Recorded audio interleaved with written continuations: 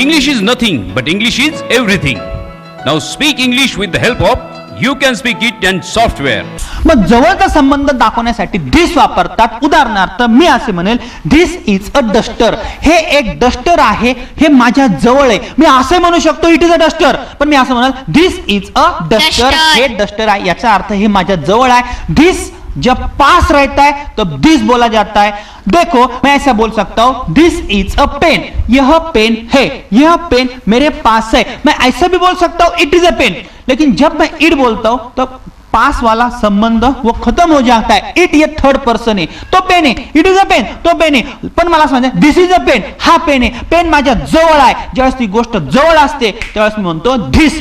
पण लक्षात घ्या ह्या धिसचं अनेक वचन दीज आहे, या धिसचं अनेक वचन दीज. मग इथं असं म्हणतात दीज आर पेन्स. हे पेन्स आहेत. लक्षात घ्या माझ्या हातामध्ये एक पेन आहे, मी असं म्हणू शकतो दिस इज अ पेन. आणि माझ्या हातात दोन पेन्स आहेत, मी असं म्हणू शकतो दीज आर पेन्स. मग जवळ एक असताना धिस आणि जवळ अनेक असताना these. This THIS this. Pass एक है तो उसको बोलो धिस. पास अनेक है उसको बोलो दिस. लेकिन ये चौक है, दिस इज अ चौक. ये चौक मैंने फेंक दिया तो वो दूर गया, तो मैं बोल सकता हूं दैट इज अ चौक. और दैट इज अ पेन. यह पेन है, मैं फेंक देता हूं दैट इज अ पेन. वह पेन है. अभी पेन किधर गया? दूर गया. पेन गया, लेकिन मुझे बोलना है वो that is a pen. This is a pen. That is a pen. This is a chowk. That is a chowk. देखो पास एक है उसको बोलो दिस. पास अनेक है उसको बोलो दिस. दूर एक है उसको बोलो दैट. और दूर अनेक है उसको बोलो दोज. अभी those are pens. Those are pens. वह पेन्स है. मग बघा जवळच्या एका वस्तूला आपण काय वापरायचं दिस. आणि जवळ अनेक असताना काय वापरायचं दिस. लांब एक असताना दॅट. लांब अनेक असताना दोज. आता बघा मी ज्यावेळेस समजून घेतो मी याचा नकार करतो this is not a pen. हा काही पेन नाहीये. This is not a pen. हा काही पेन नाहीये. This is not a pen. This is a cap. ही काय कॅप आहे, तो पण आहे. This is a cap. This is not a pen. हा काही पेन नाही. This is not your pen. हा काही तुझा पेन नाहीये. This is my pen. This is not your book. This is my book. आणि याचा प्रश्न is this a pen. Is this a pen. प्रश्न इज दिस अ पेन. हा pen आहे का? मला समजत नाही. Is this a pen. Is this your pen. हा तुझा पेन आहे का? Is this your duster. हे तुझं डस्टर आहे का? Is this your book. हे तुझं पुस्तक आहे का? Is this your compass. ही तुझी कंपास आहे का? Is this your sale. हा तुझा सेल आहे का? पण मला असं म्हणायचंय आता हे पेन्स आहेत. मी कसं म्हणणार दीज आर पेन्स. हे सेल्स आहेत. कसं म्हणणार दीज आर सेल्स. आणि हा सेल आहे दिस इज अ सेल. माझ्या जवळ एक आहे म्हणजे दिस आणि जवळ अनेक आहे म्हणजे दिस. आता मला म्हणायचंय हे पेन्स नाहीत. These are not pens. हे काय पेन्स नाहीयेत. These are not pens. These are not pens. हे काही पेन्स नाहीयेत. These are caps. But these are not your pens. हे पेन्स तुझे नाहीयेत. This is not your pen. These are not your pens. लक्षात घ्या हे पेन्स तुझे नाही. आणि इकडे म्हणेल are these pens. Are these pens. मला समजत नाहीये. आर these pens हे पेन्स आहेत का? आर these your pens हे तुझे पेन्स आहेत का? हे आर these your legs हे तुझे लेग्स आहेत का? Is this your leg? हा तुझा पाय आहे का? And are these your legs? Is this your shirt? हा तुझा शर्ट आहे का? Yes. Is this your hand? हा तुझा हात आहे का? Is this your hair? हे तुझं डोकं आहे का? हा मुलगा आहे. Is this your head? आणि याला 10 डोके असले असते, रावण असला असता, मी काय म्हणलं असतं Are these your heads? Is this your book? हे तुझं पुस्तक आहे का? Yes. And are these your books? हा तुमचा क्लास आहे का? Is this your class? Is this your class? हा तिचा क्लास आहे का?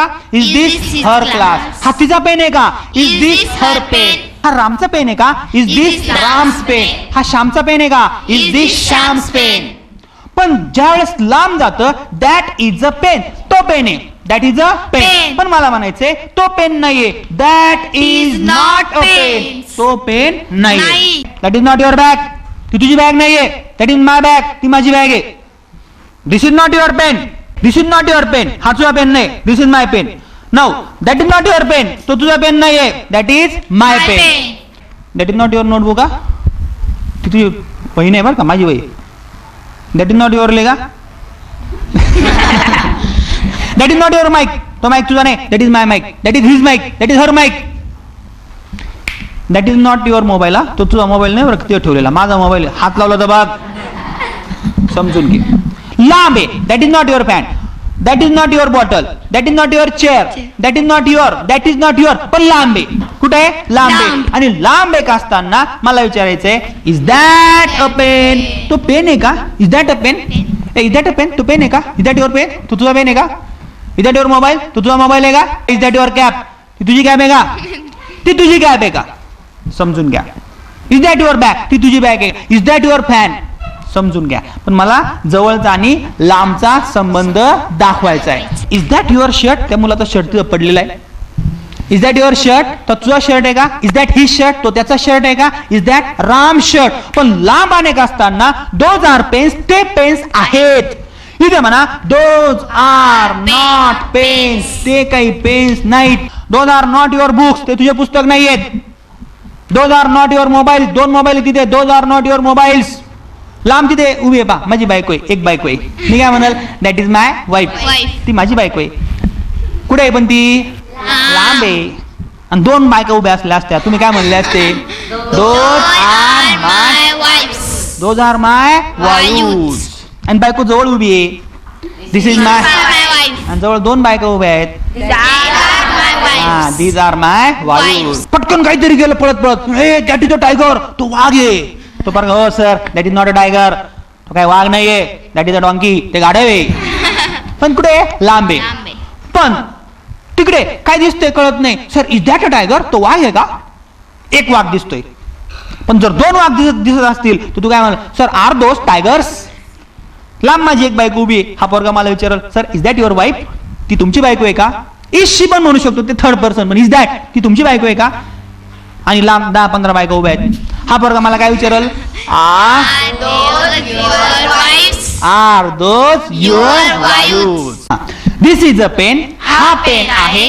दिस इज नॉट अ पेन. हा पेन नाहीये. Is this a pen. हा पेन आहे का? हे पेन्स आहेत. These are pens. हे पेन्स नाहीये. These are not pens. Are these pens. हे पेन्स आहेत का? That is a pen. That is a pen. तो पेन आहे. That is not a pen. तो पेन नाही. Is that a pen. तो पेन आहे का?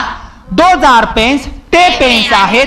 Those are not pens. ते पेन्स नाहीत. Are those pens. ते पेन्स आहेत का? पुढे प्रश्नचिन्ह. आता इंग्लिश मध्ये सगळ्यात महत्वाचं there is and there are ची वाक्यरचना अशी आहे. लक्षात ठेवा. देअर इज अ पेन याचा अर्थ असा तेथे पेन आहे. तेथे एक पेन आहे. ही वाक्यरचना खूप महत्वाची. तेथे एक पेन आहे. एक हॉस्पिटल आहे. कसं म्हणणार? There is a hospital. रामचा फोन आहे. There is Ram's phone. श्यामचा फोन आहे. There is Shyam's phone. पण इथं एक असताना इथं इज घ्या. देअर इज याचा अर्थ तेथे. देअरचा अर्थ तेथे. There is no pen. तेथे पेन नाही. There is not a pen असं पण चालेल. देअर इज नो पेन असं पण चालेल. तेथे पेन नाही. शाळा नाही. थोडक्यात असं म्हणता there is no school. Class नाही. There is no class. पण मला असं म्हणायचंय तेथे पेन आहे का? तेथे पेन आहे का? कसं म्हणणार? Is there a pen. Is there a pen. तेथे पेन आहे का? शाळा आहे का? Is there school. तेथे हॉस्पिटल आहे का? Is there a hospital. तेथे राम आहे का? Is there Ram. तेथे श्याम आहे का? Is there Shyam. नदी आहे. There is river. तेथे पाणी आहे. There is water. डायरेक्ट असं म्हणू शकता नदी आहे. एक शहर आहे. एक खेड आहे. एक खेड आहे. There is village. पण तुम्हाला अनेक वाचनाला असं म्हणावं लागतं देअर आर पेन्स याचा अर्थ असा तेथे पेन्स आहेत. त्यानंतर देअर आर नो पेन्स. तेथे पेन्स नाही. There are no pens. तेथे पेन्स नाही. आणि असं म्हणतात आर देअर पेन्स. तेथे पेन्स आहेत का? तेथे पेन्स आहेत का? तेथे मुलं आहेत. There are boys. पण तेथे एकच मुलगा आहे. There is a boy. मला म्हणायचंय तेथे मुलं नाहीत. There are no boys. आणि तेथे मुलगा नाही. There is no boy. तेथे अनेक मुलं आहेत का? Are there boys. आणि तेथे मुलगा आहे का? Is there a boy. Sangamner. There is Sangamner. तेथे शाळा आहे. There is a school. आणि तिथे अनेक शाळा आहेत. There are many school. तेथे खूप कॉलेजेस आहेत. There are many colleges. तेथे दोन नद्या आहेत. There are 2 rivers. तेथे दोन नद्या आहेत का? Are there 2 rivers. तेथे हॉस्पिटल्स आहेत. There are hospitals. तेथे कॉलेज आहे. There is a college. आणि तेथे कॉलेजेस आहेत. There are colleges. तेथे फॅक्टरी आहे. There is a factory. तेथे फॅक्टरी नाही. There is no factory. तेथे फॅक्टरी आहे का? Is there a factory. Is there a factory. तेथे असंख्य खेड्या आहेत. There are many villages. There are many villages. तेथे खूप दुकानं आहेत. There are many shops. तेथे शॉप्स आहेत का? Are there shops. सदरच्या सॉफ्टवेअरमध्ये इंग्रजी शिकण्याच्या अनोख्या आणि अप्रतिम पद्धती असून आपणही हजारो लाखो वाक्यरचना घर बसल्या बनवू शकता. त्या मोठ्यानं बोलू शकता. कुठल्याही विषयावर न थांबता न अडखळता इंग्रजीमध्ये संभाषण करू शकता. यासाठी आपणास कुठल्याही क्लासला जाण्याची गरज नाही.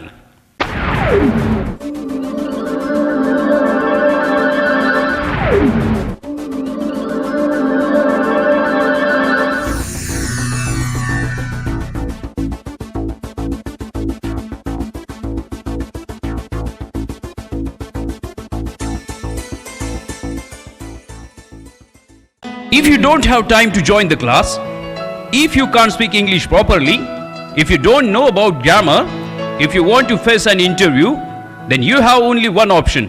You can speak it in software. The kit contains 4 important books with very effective 25 hours video lectures. और इसमें पहला बुक दिया हुआ है the structure of spoken English project book. हम अंग्रेजी में बात नहीं कर सकते हैं. इसके पीछे बहुत सारे रीजंस है, लेकिन इंपॉर्टेंट रीजन यही भी है कि आपको उस लैंग्वेज का बेसिक स्ट्रक्चर क्या है यही आपको पता नहीं है. आज मार्केट में बहुत सारे बुक्स अवेलेबल है, लेकिन स्ट्रक्चरल पैटर्न का एक भी बुक अभी तक अवेलेबल नहीं था. इस बुक में हमने आपको 450 स्ट्रक्चरल पैटर्न्स आपके प्रैक्टिस के लिए दिए हुए हैं. इसमें से आप क्या कर सकते हो, कोई वर्ड या वर्ब चेंज करके आप घर बैठे 1 मिनट में 60 सेंटेंसेस बना सकते हो. In the same way 10 minute में नियर अबाउट 500 to 600 सेंटेंसेस बना सकते हो. अगर आप ये सॉफ्टवेयर यूज करते हो और ये टेक्निक आप यूज करते हो तो आप कौन सा भी सेंटेंस आप अंग्रेजी में ट्रांसलेट कर सकते हो. ऐसा मैजिक इस किट एंड सॉफ्टवेयर में दिया हुआ है. देखो अभी मैं आपकी एक टेस्ट लेता हूँ. एक 5 मिनट में आपको कितने समझ में आया मैं देखता हूँ. Okay yes. मैं खाता हूँ. I eat. मैं नहीं खाता हूँ. I do not eat. Ram नहीं खाता है. Ram does not eat. Ram खा चुका है. Ram has eaten. राम खा चुका है क्या? Has Ram eaten? राम कैसे खा चुका है? How has Ram eaten? Ram सवेरे से खाते आ रहा है. Ram has been eating since morning. आपको अच्छा लगता है क्या? Do you like? आपको क्या अच्छा लगता है? What do you like? आप न्यूज़पेपर पढ़ते हो क्या? Do you read newspaper? आप न्यूज़पेपर पढ़ रहे हो क्या? Are you reading newspaper? आप कौन सा न्यूज़पेपर पढ़ रहे हो? Which newspaper are you reading? आप कैसे पढ़ते हो? How are you reading? आप कैसे पढ़ते हो? How do you write? How do you read? Very good. आप कैसे पढ़ रहे हो? How are you reading? Very good. आप पढ़ चुके हो क्या? Have you read? आप कब पढ़ चुके हो? When have you read? आप कैसे पढ़ चुके हो? How have you read? आप खेलते हो क्या? Do you play? आपके पिताजी खेलते हैं क्या? Does your father play? आपके पिताजी कब खेलते हैं? When does your father आपके play? पिताजी कैसे खेलते हैं? How does your father आपके play? पिताजी खेल रहे हैं क्या? Is your father playing? आपके पिताजी खेल चुके हैं क्या? Has your father played? आपके पिताजी सवेरे से खेलते आ रहे हैं क्या? Has your father been playing since morning? Very good. आप ब्रश करते हो क्या? Do you brush? वो लड़की ब्रश करती है क्या? Does she brush? वो ब्रश कब करती है? When does she brush? आप नहाते हो क्या? Do you take bath? आप नहा रहे हो क्या? Are you taking bath? वे नहा रहे हैं क्या? Are they taking bath? Very good. वो खेलते हैं क्या? Do they play? Very good. वे कैसे खेलते हैं? How do they play? वे खेल रहे हैं क्या? Are they playing? वो लड़की हंस रही है क्या? Is she laughing? ये वो क्यों हंस रही है? Why is she laughing? वो मैड है क्या? Is she mad? आप बोलते हो क्या? Do you speak? आप क्या बोलते हो? What do you speak? आप कैसे बोलते हो? How do you speak? वो लड़का बोलता है क्या? Does he speak? वो बोल रहा है क्या? Is he speaking? वो बोल चुका है क्या? Has he spoken? वो क्यों बोल चुका है? Why has he spoken? आपको अच्छा लगता है क्या? Do you like? आप पीते हो क्या? Do you drink? आपके पिताजी पीते हैं क्या? Does your father drink? आपके पिताजी क्या पीते हैं? What does your father drink? वहाँ पे आपके पिताजी पी रहे हैं क्या? Is your father drinking? आपके पिताजी पी चुके हैं क्या? Has your father drunk? आपके पिताजी 10 साल से पीते आ रहे हैं क्या? Has your father drinking since morning? आपके पिताजी 10 साल से पीते आ रहे हैं क्या? Has your father been drinking since 10 years? Very good. आप कौन से स्टैंडर्ड में पढ़ते हो? In which standard do you study? Very good. आपको समझता है? Do you understand? आप कौन से स्टैंडर्ड में हो? In which standard are you? Very good. In which standard are you? अभी सही में बताओ आप कौन से स्टैंडर्ड में हो?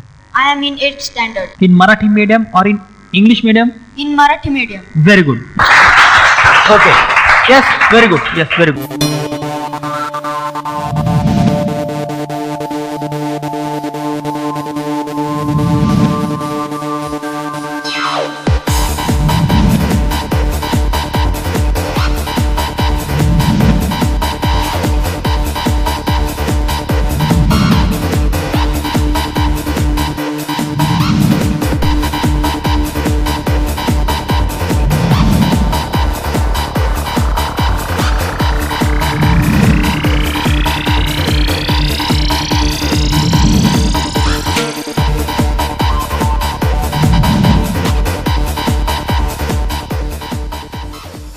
आम्ही या ठिकाणी ही जी वाचकांसाठी जी किट तयार केलेली आहे याच्यामध्ये सेट 1 हे यू कॅन स्पीकचं पुस्तक आहे. या पुस्तकामध्ये सर्व वाक्यरचना ह्या विस्तृत प्रकारे मांडलेल्या आहेत. यामध्ये वेगवेगळ्या ॲक्टिव्हिटीज आहेत. या ठिकाणी तुम्हाला भरपूर चित्र दिसतील. या ठिकाणी तुम्हाला वेगवेगळ्या स्ट्रक्चर मेथड्स दिसतील. या ठिकाणी तुम्हाला कॉलम प्रॅक्टिसेस दिसतील. या ठिकाणी तुम्हाला चित्र दिसतील. त्याचबरोबर तुम्हाला या ठिकाणी जोक सुद्धा दिसतील. अशा प्रकारे एखादा काळ व्यावहारिक उपयोग कसा असतो, त्यानंतर त्याचं सूत्र कसं असतं, अशा प्रकारे वेगवेगळ्या कॉलम्समधून आणि असंख्य जवळजवळ 10,000पेक्षाही जास्त वाक्य अशा प्रकारे या विशिष्ट पद्धतीनं आणि विशिष्ट रचनेमध्ये या यू कॅन स्पीकच्या पुस्तकात मांडलेले आहेत. तो सेट 1 आहे. हे पुस्तक जे आहे हे पुस्तक आणि हे स्ट्रक्चरचं पुस्तक वेगळं आहे. तुम्हाला सगळे पुस्तकं सारखे दिसतील, परंतु the structure of spoken English project book हे 2 नंबरचं पुस्तक आहे. सेट 2 त्याला नाव दिलेलं आहे. आणि हे जे पुस्तक आहे हे पुस्तक आहे सेट 1चं. मग आता सेट 1 मध्ये, सेट 2 मध्ये, सेट 3 मध्ये प्रत्येक पुस्तकामध्ये मटेरियल वेगळं आहे हे लक्षात घ्या. जरी तुम्हाला कलर्स दिसत असतील परंतु त्यामध्ये वेगवेगळ्या प्रकारचं मटेरियल आहे. हे पुस्तक सगळ्यात जास्त महत्त्वाचं आहे. हे पुस्तक मोठं आहे. हे किटमध्ये आहे. हे पुस्तक किटमध्ये सुद्धा आहे आणि शाळांना प्रोजेक्टसाठी सुद्धा आहे. हे लक्षात घ्या. तर या प्रोजेक्ट अभ्यास कसा करायचा ही सगळी माहिती तुम्हाला मी तर प्रोजेक्टमधून देतोच आहे. स्ट्रक्चरचा अभ्यास कसा करायचा, मेथड्स कशा आपण वापरायच्या आहेत त्याचं मी सुद्धा मार्गदर्शन करतोच आहे. त्यानंतर जे तिसरं पुस्तक आहे Sai grammar all in one, हे आम्ही 3 मधून दिलेलं आहे. खूप सुंदर पुस्तक आहे.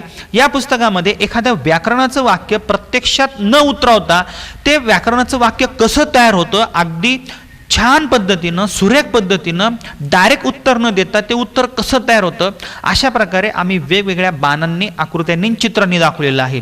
यामध्ये A to Z ग्रामर आम्ही कव्हर केलेलं आहे. यामध्ये ग्रामरच्या वेगवेगळ्या युक्त्या आहेत. सर्व ग्रामरचे प्रकार आम्ही त्यामध्ये इन्क्लूड केलेले आहेत. तुम्ही जे इथे direct indirect, change the voice, degree, affirmative, negative हे प्रकार तुम्ही या ठिकाणी बघतात आहे. तर या अशाच प्रकारे हे सगळं पुस्तक, या पुस्तकामध्ये एक्झाम्पल्स आहेत, भरपूर उदाहरणं आहे आणि सगळ्यात महत्त्वाची गोष्ट म्हणजे तुम्हाला तिथे वाक्य लिहिण्यासाठी आम्ही जागा सोडलेली आहे. म्हणजे एक प्रकारचं हे practical workbook of English grammar सुद्धा आहे. मार्केटमध्ये ग्रामरचे खूप पुस्तकं आहेत परंतु याच्यासारखं पुस्तक नाही आहे. त्याचं कारण असं की समजा तुम्हाला डिग्री करायची आहे तर डिग्रीमध्ये तुम्ही कोणता शब्द तुम्ही कसा घेतात, तिकडचा शब्द इकडे कसा घेतात, त्याखाली बाण करून तो शब्द तिथं का आला याचं प्रत्यक्षात त्याच्यामध्ये उदाहरणं, चित्रांसह, आकृतींसह दाखवलेलं आहे. म्हणूनच हे सेट 3 मधलं पुस्तक आहे. आणि ज्या प्रकारे तुम्हाला स्पेलिंग बनवायला अडचण येते, लिहायला अडचण येते, वाचायला अडचण येते, त्याबद्दल मी तुम्हाला फोनोलॉजी, फोनेटिक्सबद्दल तर शिकवलंच आहे. तर या ठिकाणी तुमचे मुलं भरपूर प्रकारे स्पेलिंग्स लिहू शकतात, स्पेलिंगच्या ॲक्टिव्हिटीज करू शकतात.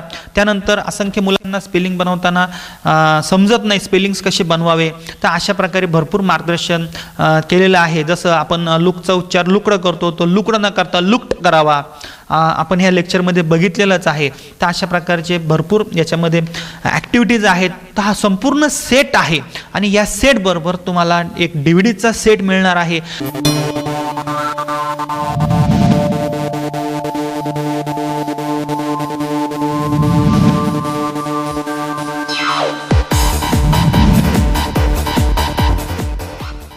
Please don't forget to watch and study You Can Speak Kit and Software.